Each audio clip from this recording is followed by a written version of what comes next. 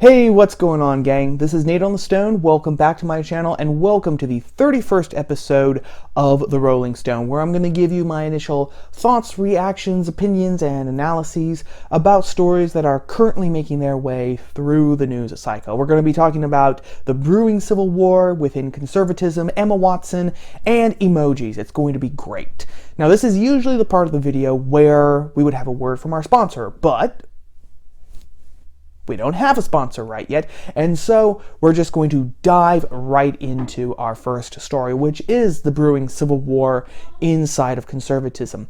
It's really ironic, although this is just a part of human nature, but if you're part of the right and you look at the spats and the fights that are happening between, say, Nancy Pelosi, Chuck Schumer, and the squad, your natural reaction is to wave the flag and be like, yes, the left is eating itself alive. This is going to be great. Pass the popcorn, right? This is going to be quite a show. And at the same time that that's happening, very few people are aware or want to admit that the exact same thing is happening on the right. And we had huge proof of that this past week with the dissolution, the voluntary dissolution of a campus chapter of Turning Point USA. Now, just in case anyone is unaware of what Turning Point USA is, because you have real lives, real jobs, and families of your own, Turning Point USA is a conservative organization that was founded 7 years ago in 2012 by a guy named Charlie Kirk when he was 18 years old, okay? So kudos to him for, actually doing this. Turning Point USA, its main focus was to be a conservative voice on campuses. It was supposed to challenge progressivism on college campuses, gives conservative students kind of a voice in what is a very left of center culture. And it's been very, very successful. It's a non-profit organization, but just to give you an idea of how big it has gotten in just 7 years, in 2016, its revenue stream was $8,248,059, and it has spread from Charlie Kirk's head into all across the United States. Right? It has chapters on campuses all across the fruited plains. So that's great, right? Wonderful. Gesundheit.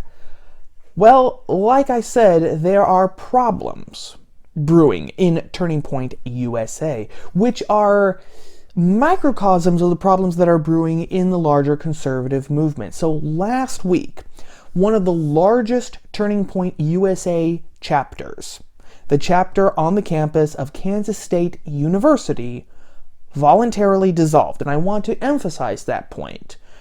The school administrators did not revoke the green light saying that you can't meet here anymore, you can't be a group here anymore. They weren't harassed out of existence, doxxed and assaulted and threatened or anything like that. No, this chapter voluntarily dissolved itself. And the reasons why they dissolved itself are fascinating and really give us an insight into the predicament that modern-day conservatism has put itself in. Now, we know what some of these issues are. We know why this chapter dissolved, because the former president of this chapter at Kansas State University, a gentleman by the name of Jaden McNeil, he actually wrote and published a statement as to why he was voluntarily resigning, why the chapter was dissolving. And he gives several reasons. In the first place, he talks about the Covington Catholic boys. If you remember,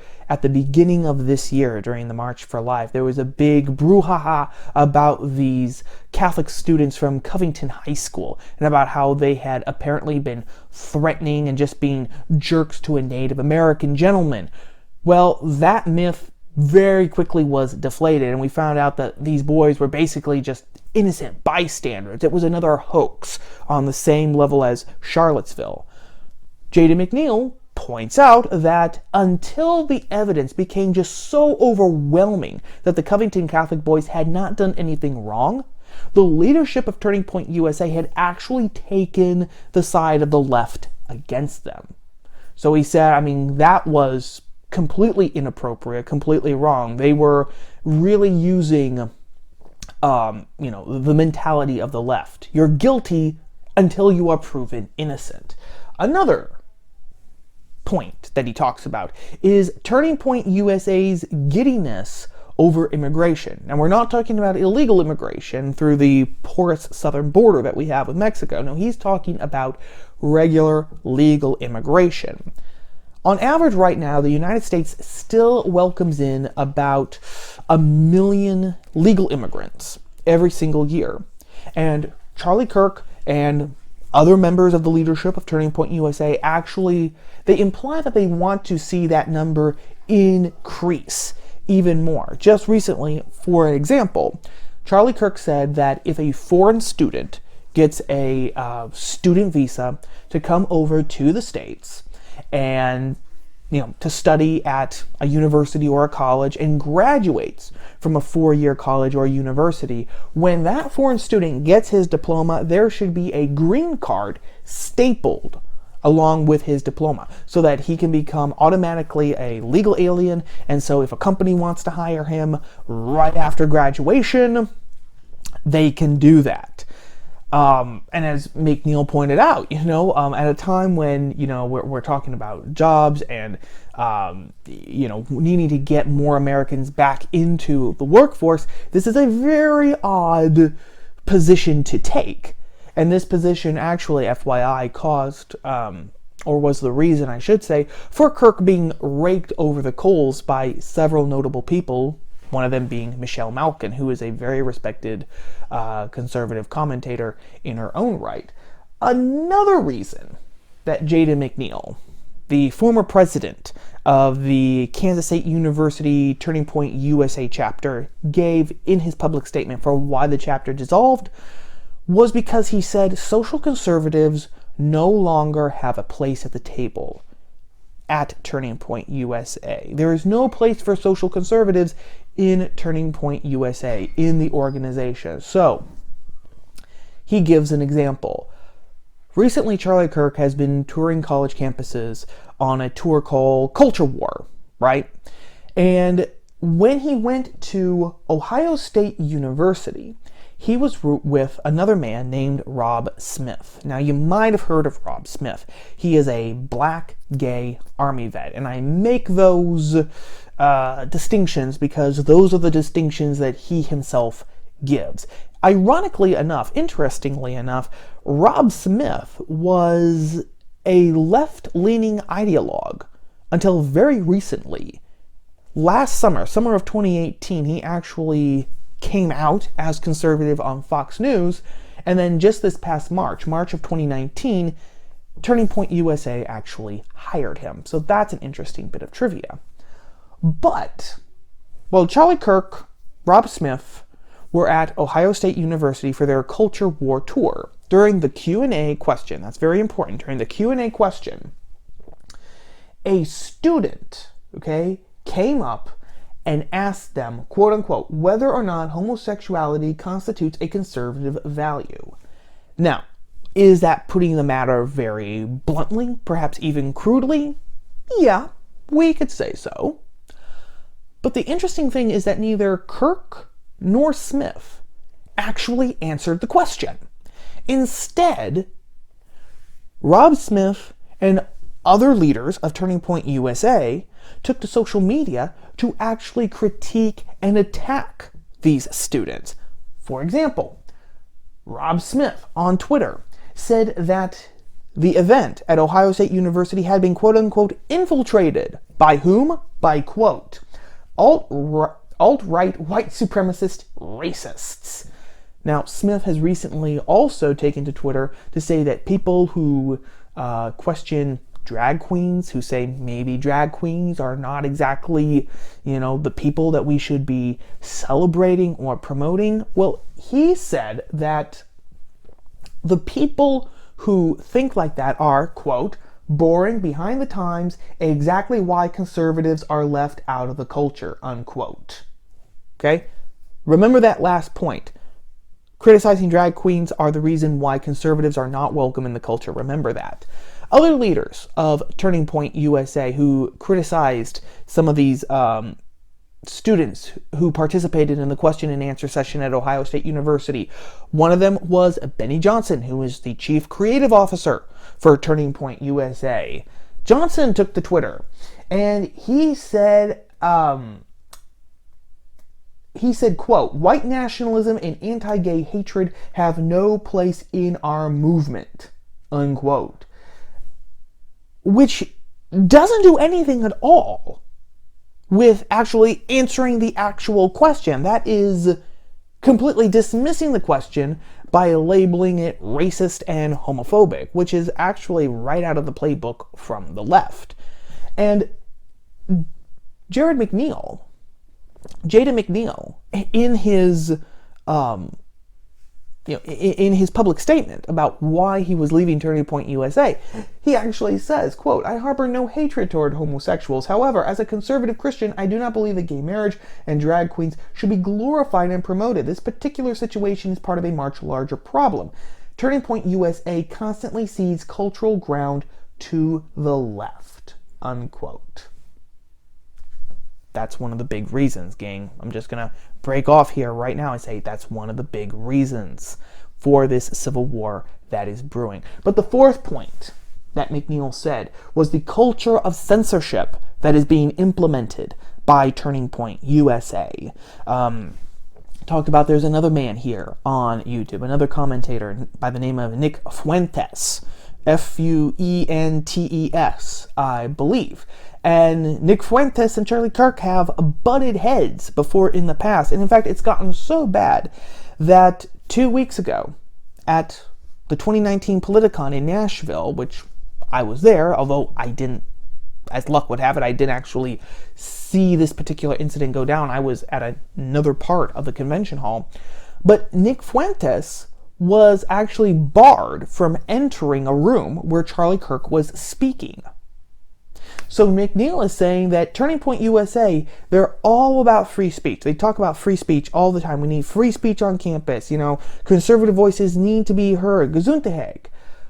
But as soon as people who are, you know, in some fashion or form on the right question Turning Point USA, then all of a sudden that culture of censorship, you know, starts being used by Turning Point USA, the supposed voices of free speech.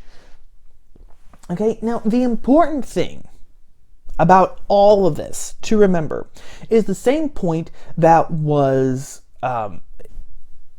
stressed. The same point that was stressed by a man named Chris Menahan over at the website Information Liberation. Chris Menahan said in his piece that it doesn't matter what your positions are any of these issues, you know, immigration, the Covington Catholic boys, gay marriage, marriage in general, censorship, etc. The important thing is that these are all core issues that the right actually needs to face and it needs to work through. Because right now there are different factions in the right who have contradictory positions on these things. And of course, as we've talked about before here on this channel, contradictions, they can't exist in the same movement, at least not without the organization collapsing eventually, or just to be effective. You can't have contradictions in your movement if you want the movement to actually last, and if you want your movement to actually make a difference in society. And so what Chris Menahan is saying, regardless of your position on these particular issues, the right needs to actually take these issues seriously and actually needs to have a philosophical discussion about them where these contradictions are brought into the open and where people actually have serious conversations about these issues to resolve these issues in order for the right to actually have a direction in the future. That is the big takeaway point, and I completely agree. This is the reason, okay? This is the reason why there is a civil war brewing on conservatives, okay? This is the reason. I'll just say it again right here. Because the right does not want to have these serious philosophical issues. I don't know exactly why that is. I think part of the reason is because the right thinks that it needs to have a big tent mentality. It needs to have a big tent mentality. The more people that they can get in, the better. And so we're just going to agree on, basic, very nebulous ideas like, jobs, strong economy, freedom. Okay? Problem is, as we've said, you can't really build a movement with that. You can't. It's too nebulous. Another reason, however, I believe, is that if these core philosophical issues were actually tackled by the right, a lot of people on the right, both in the leadership and within the rank and file, they would get too uncomfortable with that. They would get far, far too uncomfortable with that. Because if these philosophical positions are actually resolved, and they're not simply left to the individual to decide for himself, that means that if you're serious about being part of the conservative movement, you are going to have to change your behavior on an individual level. You are actually going to have to change your tactics, perhaps, in the conservative movement itself, right? In some way, form, and fashion, you're going to have to change. And a lot of people don't want to change. They are comfortable where they are, whether that's to protect their the audience that they already have, to protect their brand, just to protect their own behavior. I don't know what it is. I'm not going to speculate on that. It might be a combination of all three reasons. But those are the two reasons why, just sitting here on my chair, I would say that the right is terrified of that. They don't want to lose people. And if you actually hammer down on certain specific issues and say, no, this is right, that's wrong, you are going to lose people. The truth is not a unifier. Unfortunately, for a lot of people, it is a sword before it can actually unify people. And it would actually mean that the movement would have to change, tactics would have to change, people themselves on an individual level would have to change. But despite all that discomfort, because of that discomfort, that's why the right doesn't want to have these conversations. But that is the reason why this civil war is upswelling. More and more of these college campuses, they're asking questions about legal immigration, about social issues, about this culture of censorship that's even on the right. Heck, we had a brilliant example of that just a few months ago, over the summer, when Denise McAllister, because she had one bad day on Twitter, she was completely scrubbed out of all of the places that had actually carried her works. The Federalist, the Daily Wire, RedState.com, all of them completely basically said, you are now an undesirable. You're an untouchable. We don't want you anymore for having one bad day on Twitter. That's what's happening. Because of all of these things, this groundswell, this civil war is coming up, and it is bubbling to the top. And one of the big reasons, I think, is because people, they feel betrayed. It is a manifestation of the 2016 spirit, right?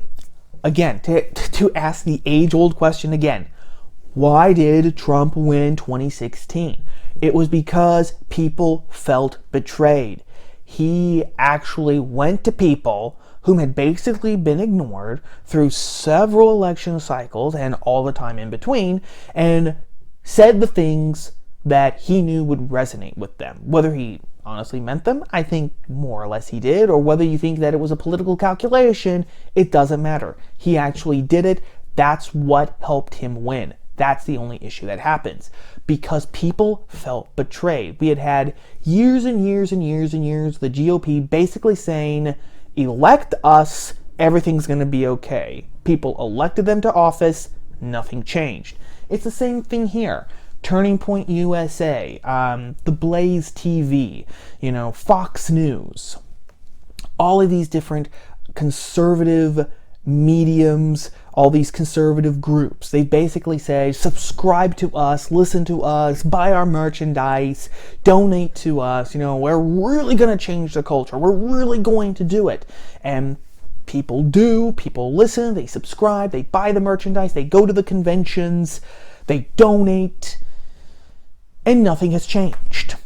In fact, if anything, things get worse. The Overton window keeps getting pushed to the left. If you think about it, within 4 years' time, we have had gay marriage be legalized by the Supreme Court to now a strong play being made to legalize pedophilia, polyamory, and drag queens. Drag queens, they started as drag queen storytime hours. Now we have drag queen strippers at these libraries, and now drag queens are even flashing themselves in front of kids. Isn't that lovely? In the space of 4 years, that is everything that has happened. And the right keeps saying the same message, just trust us, everything is going to be okay. Trust us, everything is going to be okay. Everything is fine.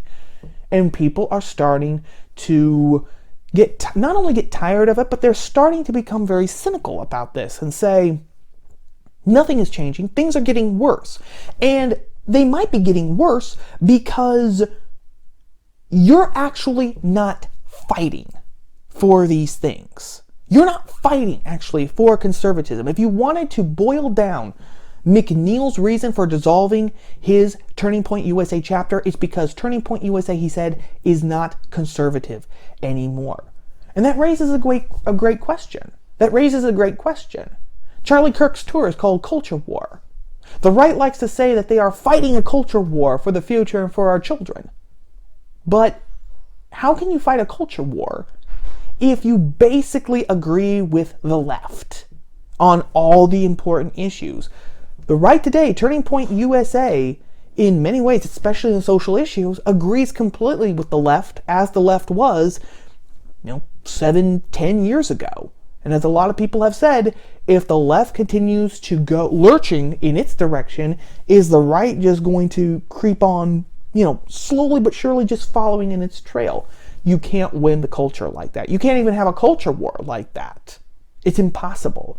And that's why people are mad. That's why this civil war is going to happen. Keep your eyes out for it. But that's story number one. Story number two is about Emma Watson, my first contemporary Hollywood crush, and who, of course, is best known for portraying the witch Hermione Granger in the Harry Potter movies, which, now that I think of it, probably are overdue for a reboot, with the way that Hollywood is going today. But the reason why Emma Watson is our second story for this video isn't because of Harry Potter, it isn't because of Hollywood or anything else. It's because Emma Watson, she gave an interview with British Vogue for their December 2019 issue. And she said something that, on the surface, is not very important. But yet again, like with so many unimportant things, when you dive into it, it is so important. It's so revealing, in a sense, about the culture and where we are today. She said that she doesn't describe herself as single anymore. Okay, so full disclosure, next year, I believe in April sometime, she's going to turn 30, okay? She's going to turn the big 30 like other people have done. And she's still single. She's still single. So she said she doesn't describe herself as single anymore. Instead, she describes herself as self-partnered.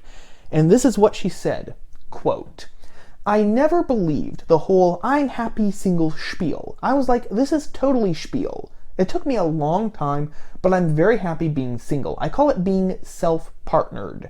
Cut to 29 and I'm like, oh my God, I feel so stressed and anxious. And I realize it's because there is suddenly this bloody influx of subliminal messaging around. If you have not built a home, if you do not have a husband, if you do not have a baby, and you are turning 30, you're not in some incredibly secure, stable place in your career, or you're still figuring things out. That's just this incredible amount of anxiety." Now, I'm going to say right from the offset, right from the start, that I partially agree with Watson here. Western society today is two-faced when it comes to the issue of marriage. fewer people are getting married. The people who do get married are waiting until later in their life to get married. Birth rates are down.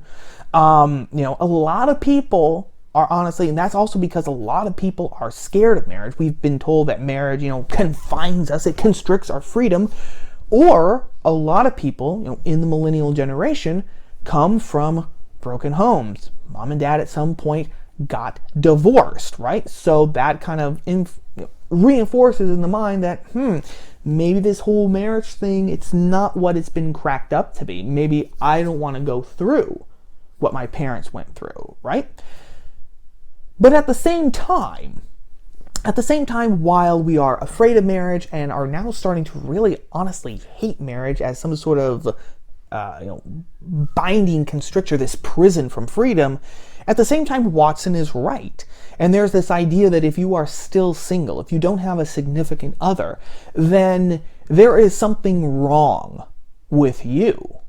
You're not handsome or beautiful enough. You're not successful enough. You're not rich enough. You're not interesting enough. You're not sociable enough. Whatever the reason. And so at the same time, there is this Jekyll and Hyde issue. Don't get married, for God's sakes, because you don't want the pain, you don't want those strictures on freedom, but at the same time, you're still single? What's wrong with you? Okay? Why are you still single? So I do agree with her that there's this contradiction in society. Okay? And I understand, too, just from a personal level, how frustrating that can be. Okay, just to lay it on the line here, not to get all weepy and sad on you all, okay? I've been single now for almost 3 years. The 3-year anniversary of my last relationship going kaput is kind of right on the horizon. So it can be grating and raw. I will say raw is a good word. It can be raw, when you're still single and, the rest of your friends, are married, have started families and everything. So I completely understand, just from my own personal experience, what she's saying, about that and about the uncomfortableness of still being single, especially after you hit 30, and the pressures of society to, get somebody, go out there and get somebody. I understand that. But this is where I disagree with her. And I disagree with her in her solution, the rebranding of herself as self-partnered instead of single, because her solution, it's not a solution, okay? Because basically, when you get right down to it, what she's tried to do is she has tried to erase the fact that she's single by simply renaming it something else. I'm not single anymore. I'm self-partnered, and that is supposed to magically, Shazam, voila, make her not single anymore. Okay, but it doesn't work like that. Shakespeare, I think, said it the best in Romeo and Juliet, I think. Yes, it was Romeo and Juliet. When Juliet says, a rose by any other word would smell as sweet. Of course, the message being is that in one sense, I know I've talked before about language being the house of being, to borrow some philosophy by Martin Heidegger, which is true. But trying to rename something so as to shift reality in your favor doesn't work, because the reality is still there, whether it's a rose or whether it's the huge black obelisk of whatever it is you don't want to face. I'll give you a real quick example here. Okay? Going into a town, going into a miserable little hick town and standing up and saying, "C'est trop de mordé. C'est trop de mordé." Okay? It sounds French, because it is French. It sounds sophisticated, it sounds posh and polished, it sounds intellectual, it sounds, really nice. It doesn't change the fact that you've just called that place a shithole. Literally, that is the literal translation of the phrase, c'est trop de mordé. C'est trop de mordé. C'est todo merde, okay? So, you just still insulted the place. You just said it in French to make it sound nicer. It's the same thing. Calling yourself self-partner doesn't change the fact that you're single. But there are two other things about this as well. In the first place, and this I would direct to Emma Watson, not that she is ever in a million years going to see this, or so much more strongly to anyone who might be in that position, who might be in her position or my position or whatever. Labeling yourself self-partnered is not a good way to actually find a partner. It's not a good way to find a boyfriend or a girlfriend. Why? Okay, it's going to turn potential significant others off. Okay, just speaking as a guy, okay, it is terrifying, in a sense, to approach a girl, to initiate a conversation, and to start talking to her. Because every time a guy does that, he's, in a sense, putting himself on the line. Because 7, 8, 9 out of 10 times, the answer is going to be no. Okay? Rejection is harsh. Ask anybody, not just for men, for women too. So every time you actually approach a girl, okay, for a guy, every time a guy approaches a girl, he's actually, swallowing his pride, putting his courage on his sleeve, and actually trying to do something. Well, what is going to be the motivation for a guy to actually approach a girl if she's already self-partnered? The implication is, I'm by myself, I'm with myself, and I am perfectly happy. Thank you very much. A guy's going to be like, I'm not even going to try at that time because I can already guarantee that the answer is going to be no. Why should I, screw my courage to the sticking place, to again quote Shakespeare, and try to initiate a conversation and hopefully a relationship with this girl if I already know what the answer is going to be? There's no reason whatsoever. So trying to make your singleness sound better by describing yourself as self-partnered is really just shooting yourself in the hand or the foot. But there's another thing that is even more important. And that is that this really shows the fear and the inability to face the world that millennials especially have. People my age, okay? People in my generation, the millennial generation. We are very bad at facing fear, and we are very bad at facing the world. I think in partly because so many of us were so coddled growing up. We were coddled, and then we were basically thrown out into the wide world, and it's like, the world is not a nice place. The world is a very scary place. And we have absolutely no idea how to actually process that, how to actually face that, all the fears that then swarm at us. We have no idea how to deal with them. And so we deal with them by running away, which is basically what Emma Watson is doing. She's running away from the fear of being single by calling it something else. Hopefully giving it another label is going to change the reality and therefore making her stop feeling inadequate or afraid or nervous or pressured or whatever it is that she is going through, or a combination thereof. But the problem with that is that running away from your fear never stops, because it's still you running away, right? It's still you running away. You with the same hopes and ambitions, fears and doubts and everything, and you can't run away from yourself. This is one of the huge lessons that the millennial generation has not been taught. I think that it's one reason why so many millennials are perfectly fine with communism and socialism, because not only because they think that it's fair, and not only because it gives them a place in the world, but because it allows them security. And it says you don't have to be afraid because there's going to be people who take care of you. And because they've never learned to actually deal with fear, that is very, very seductive. The thing that Emma Watson, millennials in general, and people in general have to remember, it's one of my favorite lines from Frank Herbert's Dune. Not the movie, the book, the actual book, where he says, I must not fear. Fear is the mind killer. Fear is the little death that brings total obliteration. I will face my fear. I will permit it to pass over me and through me. And when it has gone past, I will turn the inner eye to see its path. Where the fear has gone, there will be nothing. Only I will remain. The only way to get rid of fear is to actually face it, fight it, and allow it to sweep over you. That's the lesson that the millennial generation needs to remember. But that is story number 2. Our third and final story for this video of the Rolling Stone has to do with woke Apple. Ironic because I am actually recording this video, as I always do, on my Apple 7 iPhone. Yes, I am behind the times.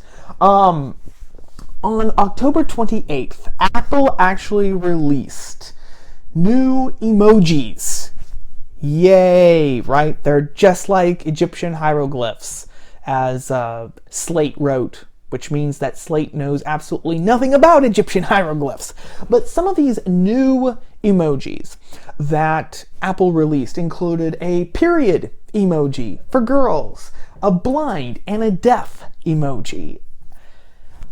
Oh, gang, I don't even really know where to start with this. I mean, in the first place, if the patriarchy hates women, and therefore it hates and is afraid of female periods, how did this emoji even get passed? How was Apple even able to create and release this emoji without the patriarchy squashing it like a bug? I mean, it just proves to me that the patriarchy is a bunch of hooey, right? Because if it actually exists, it's doing such a damn poor job of actually being evil, like the feminists say, that it's laughable. Keep it up there as a comedy routine, please. Another thing, you know, if blind people can't see emojis, so why would you have a blind emoji? What? Is a blind person going to need someone who can see describe the blind emoji to them? Is that actually going to help them feel better about themselves, feel better that they are now represented in the emoji catalog of Apple? Or is it just going to reinforce and remind them that, hey, I can't see this for myself because I'm blind. I have to rely on another pair of eyes to actually do my seeing for me. And this really continues. This continues 2 different threads. The first thread that this continues is the atomization of people, okay? The idea that I'm not represented unless I have an emoji or some character on TV or a movie that actually accurately represents me individually. So, because I'm a 5'6" Irish Sicilian American with poor eyesight, right, who is also in his 30s now, millennial too, I am not represented unless there is an emoji that actually represents that minuscule demographic, okay? Or unless there's a character like that on Netflix, TV, or the movies. And what this does, this atomization, it erodes and eats away at the cords of common humanity that actually bind us, from the fact that we all have, you know, a human nature, a universal human nature that we all share, and that's why we are actually all human.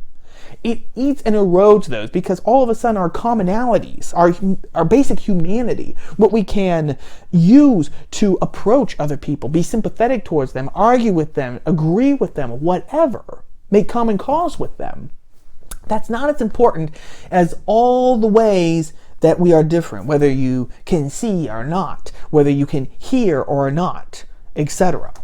And also, it is once again the elites putting their own virtue ahead of actually helping people. Again, with the blind emoji. This was an emoji that, it's one of the most useless emojis ever. Because no blind person, okay, who it was created for is ever going to see it. So you don't have to be represented for them. It's not helping blind people. All it's doing is showing the world how woke, how virtuous, how progressive Apple is. It's once again the ideology takes precedence over actual people. But as usual, that is the end of story number 3, and as usual, I have been talking for too long, gang. So I will say, as I usually always say at the end of these videos, have a happy Friday, have a great weekend, and I will see you all here on the Stone on Tuesday. Ciao.